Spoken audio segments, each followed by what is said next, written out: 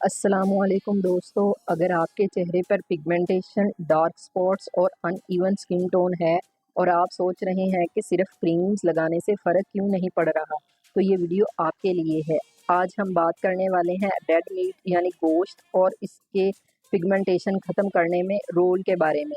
और हाँ, ये सिर्फ देसी टोटका नहीं है। डॉक्टर एरिक बर्ग जैसे मशहूर अमेरिकन हेल्थ एक्सपर्ट भी इस बात को स्ट्रॉन्गली रिकमेंड करते हैं। रेड मीट में ऐसा क्या है?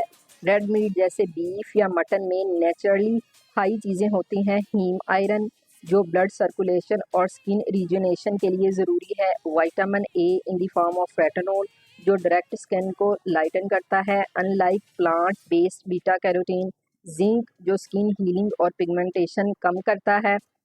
विटामिन बी 12 जो स्किन के टोन और टेक्सचर को इम्प्रूव करता है। कॉपर जो मेलानिन की प्रोडक्शन को कम करता है और हमारी पिगमेंटेशन को ख़त्म करने में अहम किरदार अदा करता है।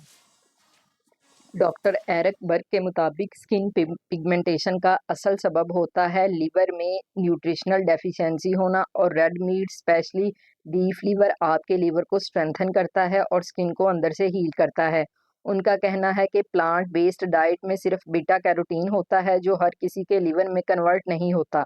इसलिए अगर आप सिर्फ सब्जियों पे हैं तो आपको रियल रेटिनॉल यानी एनिमल विटामिन ए की ज़रूरत है जो रेड मीट और लिवर में मिलता है। हर चीज़ का बैलेंस ज़रूरी है। रोज़ बहुत ज़्यादा रेड मीट लेना भी हेल्थ के लिए ठीक नहीं।